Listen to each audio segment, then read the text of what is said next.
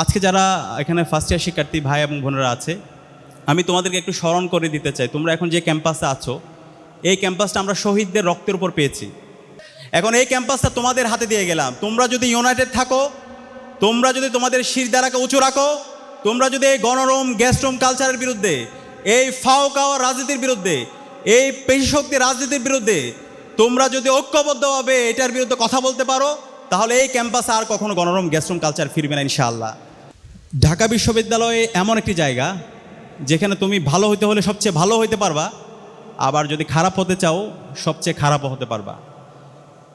এই ঢাকা বিশ্ববিদ্যালয়ে শহীদ ওসমান হাদিদের মতো মানুষ যেমন তৈরি হয়, আবার নিষিদ্ধ ঘোষিত ছাত্রলীগের সন্ত্রাসীদের মতো মানুষও এখান থেকে তৈরি হয়েছে। শহীদ আবরার ফাহাদের খুনিদের মতো মানুষও এই ঢাকা বিশ্ববিদ্যালয় থেকে তৈরি হয়েছে। তো সুতরাং আমি বিশ্বাস করি আমার সামনে যারা বসে আছে, আমার যারা ছোট ভাই বোনরা ফার্স্ট ইয়ারে ভর্তি হয়েছে, তাদের এখান থেকে শহীদ ওসমান হাদিদের মতো মানুষ তৈরি হবে ইনশাআল্লাহ। এখান থেকে শহীদ আবু সাঈদদের মতো মানুষ তৈরি হবে, যারা তাদের দুই হাতকে প্রসারিত করে পুরো জাতিকে নতুনভাবে উজ্জীবিত করবে। এখান থেকে শহীদ নোমানির মতো মানুষ তৈরি হবে, যে রাজশাহী বিশ্ববিদ্যালয়ে ছাত্রলীগের সন্ত্রাসীদের বিরুদ্ধে একাই লড়াই করেছিল, একাই তার শিক্ষার্থী এবং তার জনশক্তিদের জন্য সে অন্যায়ের প্রতিবাদ করতে গিয়ে শহীদ হয়েছিল। এখান থেকে শহীদ আব্দুল মালেকের মতো মানুষ তৈরি হবে, যে শহীদ মালেক এই ঢাকা বিশ্ববিদ্যালয়ের টিএসসিতে সেই 60-এর দশকে শিক্ষা ব্যবস্থার উপর কথা বলেছিল, এবং সেই শিক্ষা ব্যবস্থা ছিল নৈতিকতা সম্পন্ন শিক্ষা ব্যবস্থা, যে শিক্ষা ব্যবস্থার মাধ্যমে একজন শিক্ষার্থী নৈতিকভাবে সে সৎ হবে এবং সে আগামীর জন্য প্রস্তুত হবে। সেই শিক্ষা ব্যবস্থার কথা বলার পরে পুরো অডিয়েন্স তার কথা দ্বারা প্রভাবিত হয়েছিল। ওই সময়ে যারা কালচারাল ফেসিস্ট চক্র ছিল, পতিত ফেসিস্ট চক্র, মতিয়া চৌধুরী, হাসানুল হক ইনু, তারা শহীদ আব্দুল মালেকের মেধার কাছে পরাজিত হয়ে যখন মালেক এই সোহরাওয়ার্দী উদ্যান দিয়ে যে তার হল ফজলুল হক মুসলিম হলে যাচ্ছিল, তার মাথায় ইট দিয়ে আঘাত করে তাকে শহীদ করেছিল। এই শহীদ মালেকের জীবনে যদি আমরা পড়ি, শহীদ মালেক সে তার ডিপার্টমেন্টে ফার্স্ট হয়েছিল, একই সাথে তার আল্লাহর সাথে সম্পর্কের জায়গায়, তার আধ্যাত্মিক জায়গায় অসাধারণ মানুষ ছিল। সারাটা জীবন যতদিন সে বেঁচে ছিল সে কল্যাণের কাজ করেছে, সত্যের পথে মানুষদেরকে ডেকেছে, তার বন্ধুবান্ধবরা তার দ্বারা উপকৃত হয়েছে, প্রভাবিত হয়েছে। তো এই শহীদ মালেকের মতো আমাদের এই ক্যাম্পাস থেকে মানুষ তৈরি হতে হবে। এই মানুষ যদি তৈরি হতে পারি, তাহলে আমরা যতদিন এই সমাজে থাকব, এই সমাজের মানুষরা আমাদেরকে সবসময় আমাদেরকে শ্রদ্ধা করবে, এবং আমরা যখন চলে যাব আমাদের কথা আজীবন শ্রদ্ধার সাথে স্মরণ রাখবে। একই সাথে আমি আজকে যারা এখানে ফার্স্ট ইয়ার শিক্ষার্থী ভাই এবং বোনেরা আছে, আমি তোমাদেরকে একটু স্মরণ করে দিতে চাই, তোমরা এখন যে ক্যাম্পাসে আছো, এই ক্যাম্পাসটা আমরা শহীদদের রক্তের উপর পেয়েছি। তোমরা যদি আগের একটু ক্যাম্পাসের চিত্রগুলো দেখো, ফেসিবাদী কাঠামো যখন ছিল 16 বছরে, এই ক্যাম্পাসে গণরুম গ্যাসরুম কালচার, শিক্ষার্থীদের উপর নিপীড়ন নির্যাতনের মাধ্যমে এক একটা কনসেন্ট্রেশন ক্যাম্প ছিল। শিক্ষার্থীদের পড়াশোনার কোনো ধরনের অধিকার ছিল না। প্রত্যেকটা হলে জোরপূর্বক প্রোগ্রামে নিয়ে যাওয়া, রাতে দিনে দিনের পর দিন জোরপূর্বক প্রোগ্রামে নিয়ে যাওয়া, ভাইয়ের পিছনে রাজনীতি করানো, ঘন্টার পর ঘন্টা মধুর ক্যান্টিনে বসায় রাখা, তাদের বিভিন্ন ধরনের নেত্রীরা আসে, নেতারা আসে, প্রধানমন্ত্রী আসে, সেটার জন্য প্রোটোকল দেওয়ানো, এই ধরনের বাজে সংস্কৃতির মধ্য দিয়ে এখানকার শিক্ষার্থীদেরকে যেতে হয়েছে।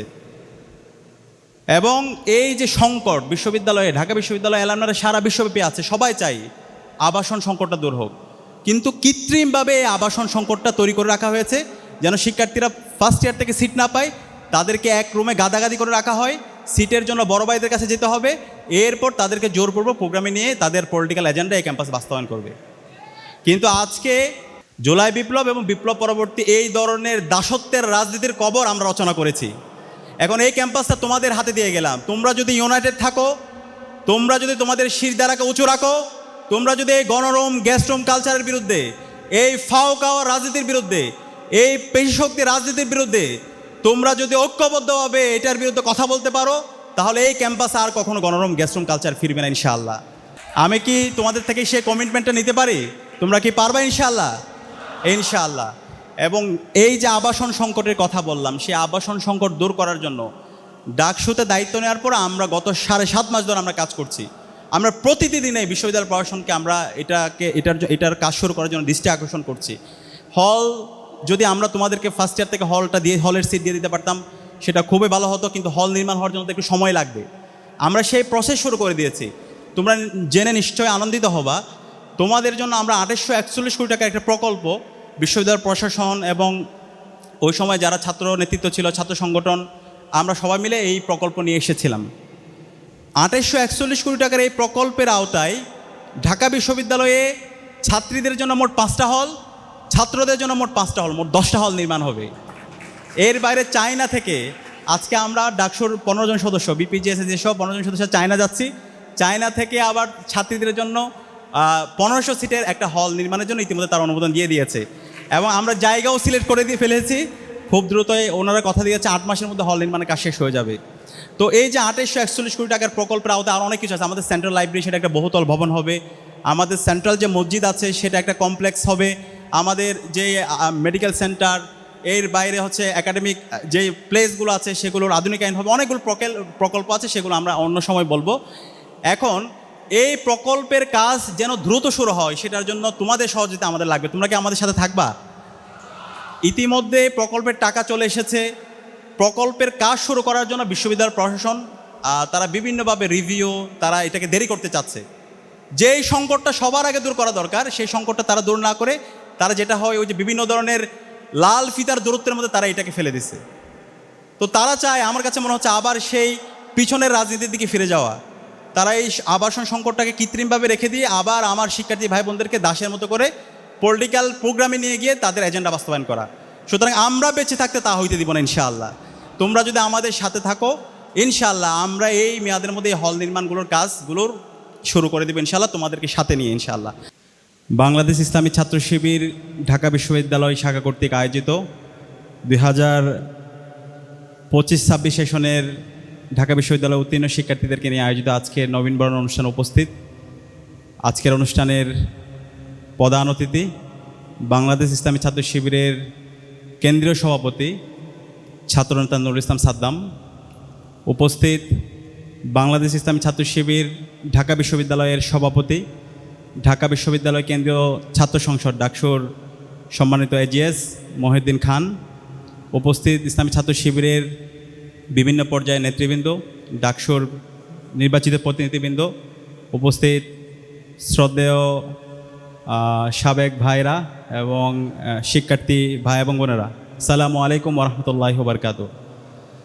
আমি প্রথমেই ঢাকা বিশ্ববিদ্যালয় কেন্দ্রীয় ছাত্র সংসদ ডাকসুর পক্ষ থেকে সবাইকে কংগ্রাচুলেট করছি।